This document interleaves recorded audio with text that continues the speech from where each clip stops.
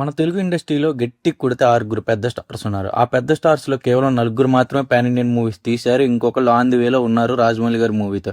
అయితే మహేష్ బాబు, ప్రభాస్, పవన్ కళ్యాణ్, ఎన్టీఆర్, రామ్ చరణ్, ప్రభాస్ ఇలా ఇంతమంది హీరోస్ ఉండగా కానీ మనం పాన్ ఇండియన్ హీరో వైస్‌గా వస్తే కేవలం ఒక్కళ్ళ గురించే చెప్పుకుంటాం. ఈళ్ళల్లో ఆ ఒక్కళ్ళెవరు?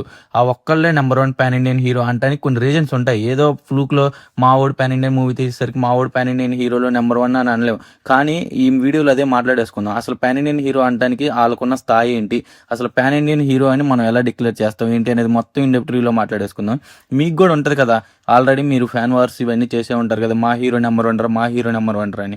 నేను చెప్పే రీజన్స్ గానీ మీకెప్పుడైనా నిజం అనిపిస్తే అది కూడా కింద కామెంట్ చేసేయండి. నేను చెప్పిన రీజన్స్ ప్రకారం మీ హీరో పాన్ ఇండియన్ నంబర్ 1 అని అనుకుంటారు. కానీ మీరు మీ హీరోకి వేరే వాళ్ళు కామెంట్ పెడితే దాన్ని లైక్ చేయమాకండి. డిఫరెంట్‌గా మీరు కూడా కామెంట్ పెట్టేయండి.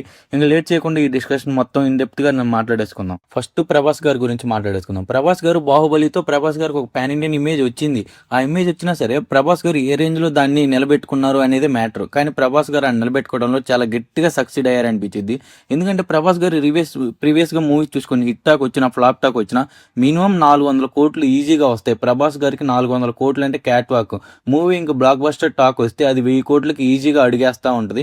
ప్రభాస్ గారు ఎంతో మంది పాన్ ఇండియన్ హీరోస్‌ని కొట్టి ఒక స్టేజ్‌కి వెళ్ళిపోయి ఇప్పుడు ఇండియన్స్ బిగ్గెస్ట్ సూపర్ స్టార్‌గా నిలిచిపోయారు. 'స్పిరిట్' మూవీలో ఆ పోస్టర్ కూడా మనం చూసాం.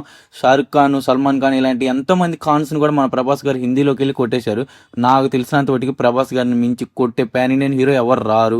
ఇంకా రిమైనింగ్ హీరోస్ గురించి కూడా మాట్లాడేసుకుందాం. అల్లు అర్జున్ గారు, ప్రభాస్ గారి తర్వాత మన తెలుగు ఫిల్మ్ ఇండస్ట్రీలో పాన్ ఇండియన్ రేంజ్కి వెళ్ళిన హీరో ఎవరైనా ఉన్నారంటే అది అల్లు అర్జున్ గారు వితౌట్ రాజమౌళి గారి సపోర్ట్.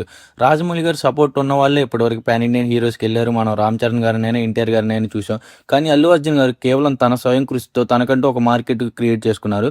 'పుష్ప' మూవీతో. 'పుష్ప' మూవీ నార్మల్గా రిలీజ్ అయ్యి అక్కడి నుంచి అంచులంచులుగా ఎదుగుతా ఒక మంచి డీసెంట్ హిట్గా మారింది. మన తెలుగులో యావరేజ్ అయినా సరే హిందీలో మంచి క్రేజ్ వచ్చి హిట్గా నిలిచింది. దాని తర్వాత 'పుష్ప 2'కి ఏ రేంజ్లో క్రేజ్ ఉందో మన అందరికీ తెలిసిందే కదా. ఆ క్రేజ్ని అల్లు అర్జున్ గారు చాలా బాగా యూటిలైజ్ చేసుకున్నారు. చాలా బాగా ప్రమోషన్ చేసి మూవీని ఈజీగా 1800 కోట్ల దాకా కలెక్ట్ చేసేటట్టు చేశారు. ఈజీగా హిందీలోనే వచ్చాయి మంచి 1000 కోట్ల దాకా కలెక్షన్. అలాగా అల్లు అర్జున్ గారు తనకంటూ ఒక ఫ్యాన్ బేస్ని సృష్టించుకున్నారు. తనకంటూ ఒక బాక్స్ ఆఫీస్ నెంబర్స్ని క్రియేట్ చేసుకున్నారు. తనకంటూ ఒక స్పెసిఫిక్ ఆడియన్స్ని క్రియేట్ చేసుకున్నారు. ప్రభాస్ గారు తర్వాత ఇప్పుడు మన ఓవరాల్ ఇండియా మొత్తం మీద చూసుకుంటే అల్లు అర్జున్ గారు నెంబర్ 2లో ఉంటారు. రామ్ చరణ్ గారు, ఎన్టీఆర్ గారు వీళ్ళిద్దరూ ఒకటే తప్పు చేశారు. ఆ తప్పు ఏంటంటే ఇప్పుడు రాజమౌళి గారితో మూవీ తీశారు. వాళ్ళకంటూ ఒక క్రేజ్ వచ్చేసింది.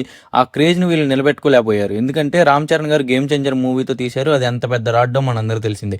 ఎన్టీఆర్ గారు ఒక డీసెంట్ మూవీ అయిన 'దేవరాతో' వచ్చారు. కానీ 'దేవరా' మన తెలుగులోనే వచ్చింది. దాని తర్వాత వాళ్ళు ఫేక్ కలెక్షన్లు వేసేసుకున్నారు.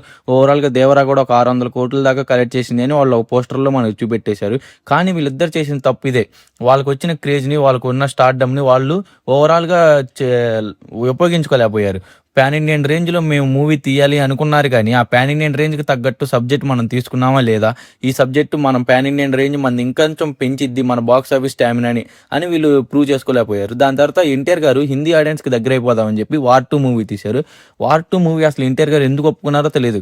తన స్టోరీ జడ్జ్మెంట్ ఎంత బాగుంటుందో మనందరూ తెలిసిందే. కానీ ఈ మూవీ చూస్తే అసలు ఈయన ఒప్పుకోవడానికి రీజన్ ఏంటో కూడా అర్థం కాదు మనకి. ఆ స్టేజ్లో ఉంటుంది ఎన్టీఆర్ గారిది 'వార్ 2'.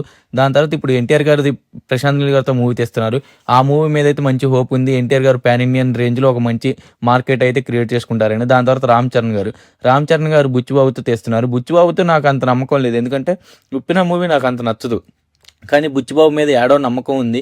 పర్లేదు చెత్త సినిమా అయితే తీయడు, ఒక మంచి డీసెంట్ మూవీ వేస్తాడు రామ్ చరణ్ గారికి అని.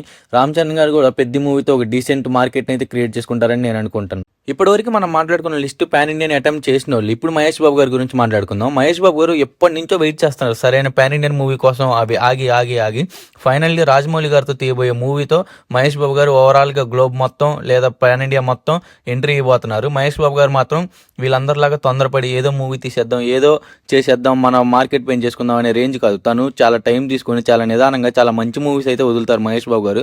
మహేష్ బాబు గారు మాత్రం బెస్ట్ పాన్ ఇండియన్ హీరో అవ్వబోతారని మాత్రం నాకు చాలా గట్టి నమ్మకం ఉంది. రాజమౌళి గారితో ఈ ఎస్ఎస్ఆర్ పక్కన పెట్టేసి దాని తర్వాత మహేష్ బాబు గారు ఏ లైనప్ తీసుకుంటారు, తన పాన్ ఇండియన్ స్టార్డమ్ని ఏ రేంజ్లో ఉంచుకుంటారు అనేదే మ్యాటర్. ఇది ఈ లిస్ట్ వరకు మీరు వినే ఉంటారు కదా. దీన్ని బట్టి నాకైతే ప్రభాస్ గారు నెంబర్ 1 పాన్ ఇండియన్ హీరో ఎప్పటికీ. దాని తర్వాత అల్లు అర్జున్ గారు.